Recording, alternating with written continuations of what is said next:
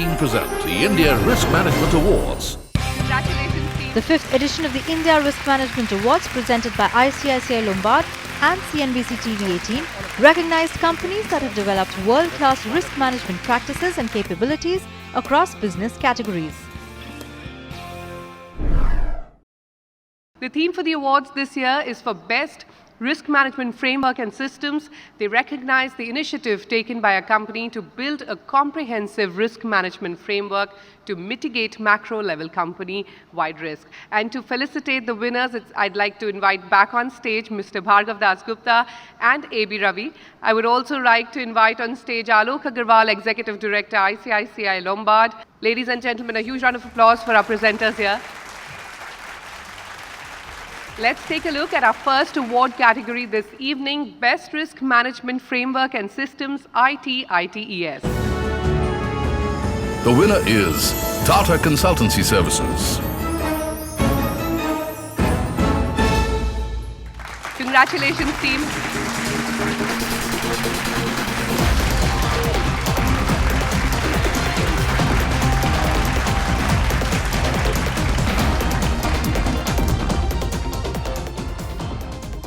Here's a look at our next award category this evening, Best Risk Management Framework and Systems, Sustainability. And the winner is?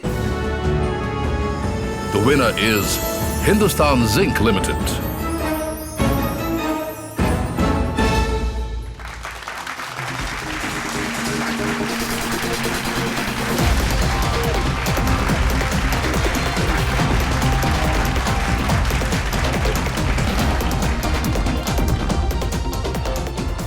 Many congratulations.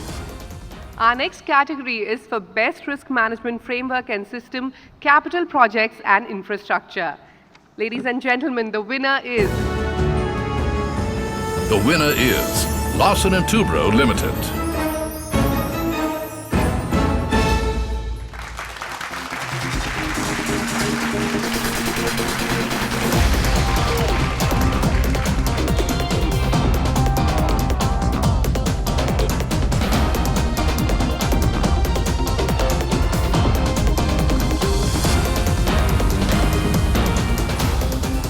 Many congratulations, team.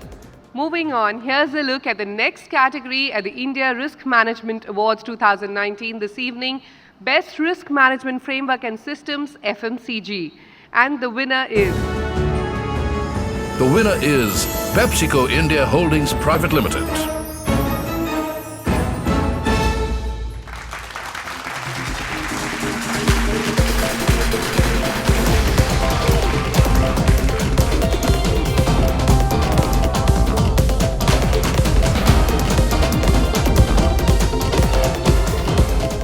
Congratulations, team. I'd like to now thank you, A.B. Ravi, for doing the honors. I'd also now like to invite on stage Executive Editor of CNBC TV 18, Latha Venkatesh, and Ramesh Swaminathan, Head Corporate Center, L&T, to join our presenters and give away the next set of awards. Here's a look at our 5th award category this evening, Best Risk Management Framework and Systems, Automotive and Auto Ancillary. And the winner is? The winner is VE Commercial Vehicles Limited.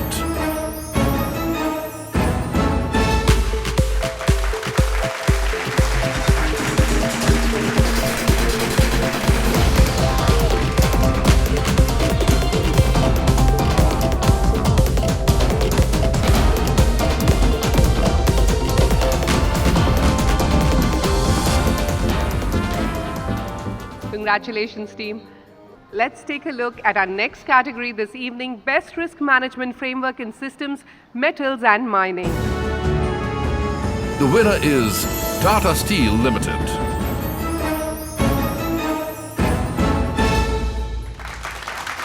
I see an all-women's team. A huge round of applause for that.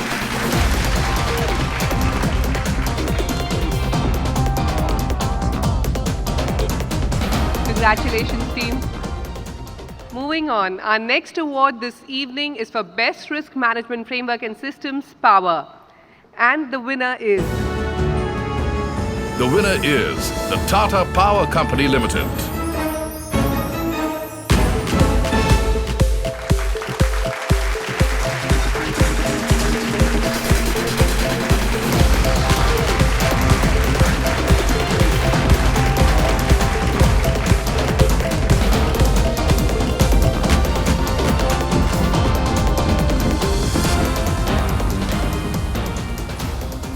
Congratulations, Team Tata Power Company. I'd like to thank Ramesh Swaminathan, Alok Agarwal, and Bhargav Gupta for doing the honors. Congratulations, team. The 5th edition of the India Risk Management Awards presented by ICICI Lombard and CNBC TV18 also saw Lata Venkatesh, Executive Editor of CNBC TV18, discuss the risks to global economy 10 years after the global financial crisis with the chief guest for the evening, Kenneth Rogoff. Professor Rogoff, thank you very much indeed for joining us at the India Risk Awards function. It's a pleasure. Well, the first question I want to ask you is there a risk that there isn't such a deep global financial risk at all? I mean, the global financial crisis of 2008, a similar measure of crisis is perhaps the Great Depression of 1929. Maybe we are too much the children of the 2008 crisis, that we probably are looking for crisis every time. No, I certainly, as I as I said at the introduction to my talk, our book says they happen decades apart. They don't happen one on top of another. And I gave that reassuring message for a long time.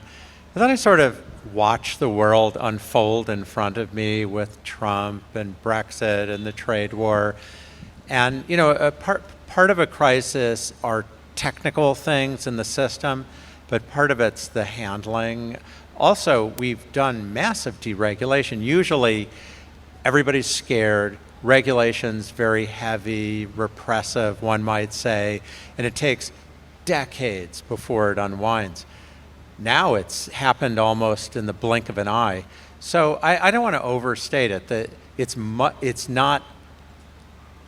much more likely we just have a normal recession than we have another deep systemic crisis. But I no longer dismiss the possibility. I don't feel, you know, as safe as I did even a couple of years ago. If we are looking at 300,000 plus jobs getting created a month, then is there really that kind of slowdown? Is somebody mispricing something? Oh, I think the United States is doing really well. I mean, the United States is booming. Productivity, I think, will pick up. Investment's not as good as we'd like to see, but people are just pouring into the jobs market. The unemployment rate's actually not been falling. It's been rising because so many people who were sort of pulled out of the job market, they thought it was hopeless. But if you look at the world, as I said, China really does seem to be slowing down more than the official number. The official numbers, it was 6.5 instead of 6.6. You've got to be kidding. That's statistical error. No, it probably slowed down a lot. I think in Europe, that's what Germany's feeling. That's what a lot of Asia's feeling.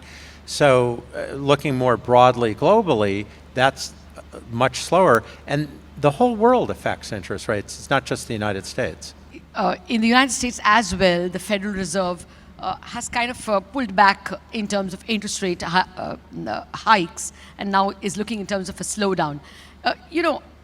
How much ammunition does it have if a slowdown genuinely hit? I mean, is there that much space for quantitative easing, or once again bloating its balance sheet?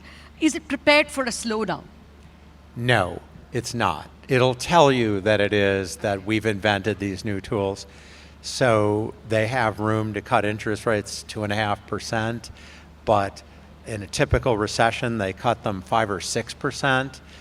Quantitative easing is smoke and mirrors. I think a lot of research, my book summarizes a lot of it, has shown that quantitative easing in the United States is one branch of the government buying the debt of another branch of the government.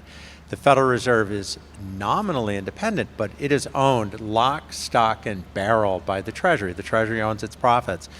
It's different in Europe, where the Germans may be buying Italian debt. So I think the early view that quantitative easing, pure quantitative easing, did something, people don't have confidence. Now, the Fed says, that's okay, we have other tricks. We'll convince you that if there's a recession and the interest rate gets to zero, we're going to convince you that later we'll allow inflation to rise above 2%. Okay. But What just happened? As soon as the inflation rate started reaching 2%, they started raising interest rates. So I don't think that convinces anyone. No, I mean, not to get into extremely wonkish territory, but I think the future, being the next 10 to 20 years, holds an entirely new regime in these emergency situations. And this will sound blasphemy, but even allowing interest rates to be significantly negative when all else fails. We almost contemplated that, I think, about 2 years ago, 2015, didn't we? Well, many countries did it. Yes.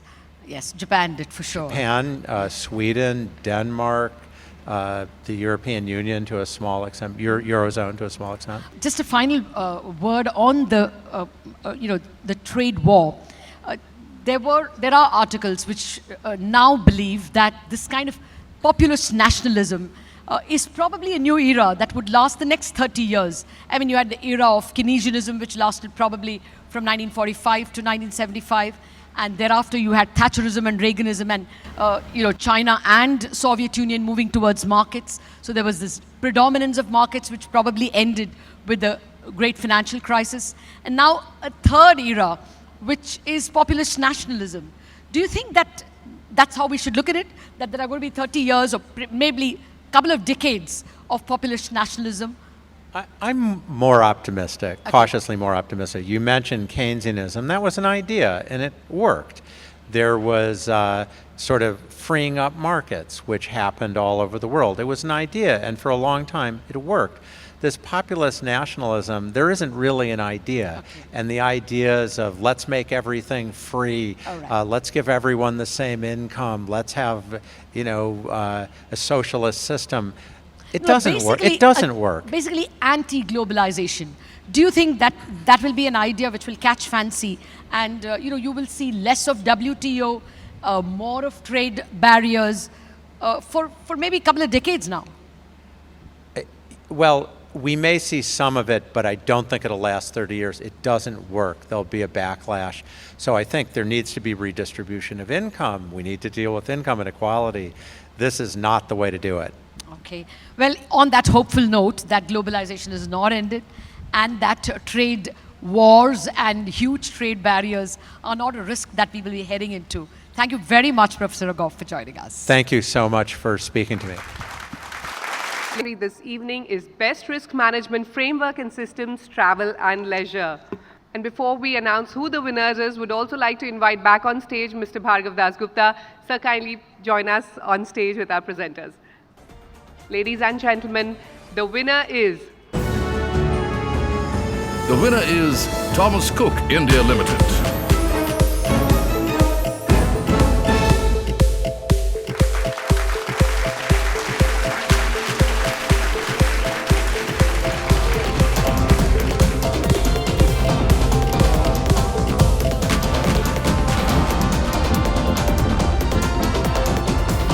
Many congratulations.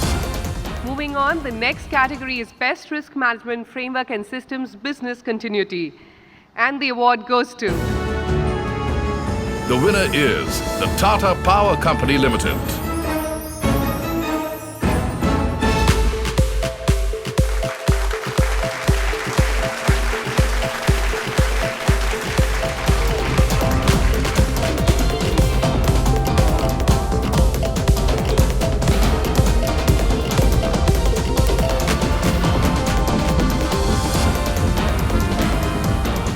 Congratulations, team, on your second win tonight. Our next award is a special jury award for the category Best Risk Management Framework and Systems, Business Continuity. And the winner is... The winner is WNS Global Services Private Limited.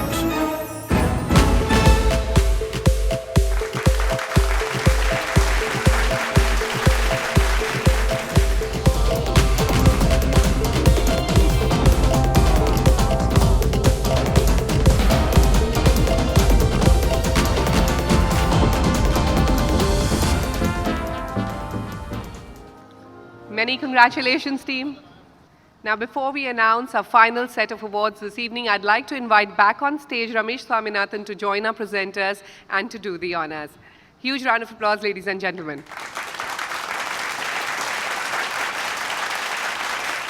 Our next award category this evening is Best Risk Management Framework and Systems Cybersecurity. Let's take a look who the winner is. The winner is WNS Global Services Private Limited. Congratulations once again, Team WNS Global Services.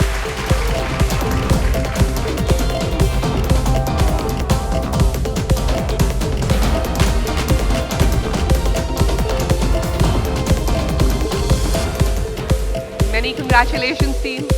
Moving on. Our next award category for the evening is Best Risk Management Framework and Systems Risk Governance. And the winner is... The winner is Tata Steel Limited.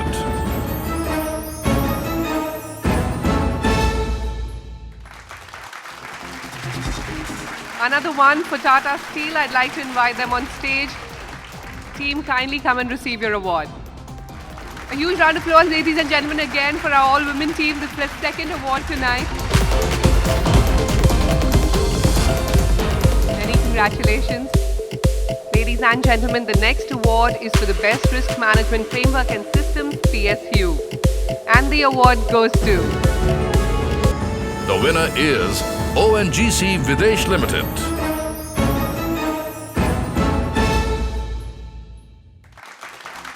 Many congratulations, Team ONGC Videsh.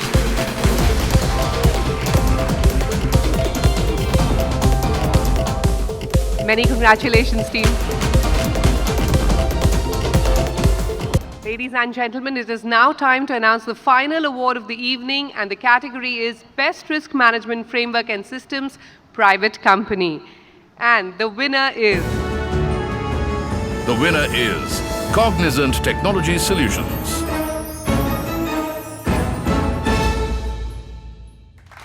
Congratulations, Team Cognizant Technology Solutions. Keep the applause going. This is the final award for the evening, ladies and gentlemen.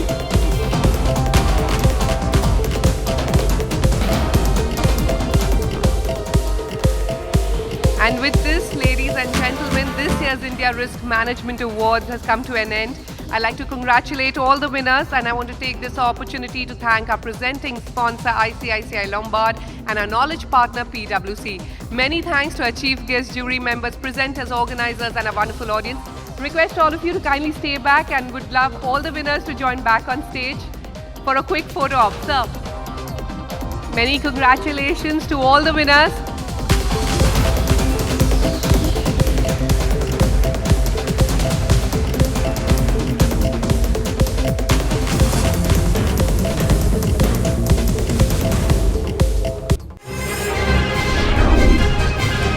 ICICI Lombard and CNBC TV 18 present the India Risk Management Awards, coming soon.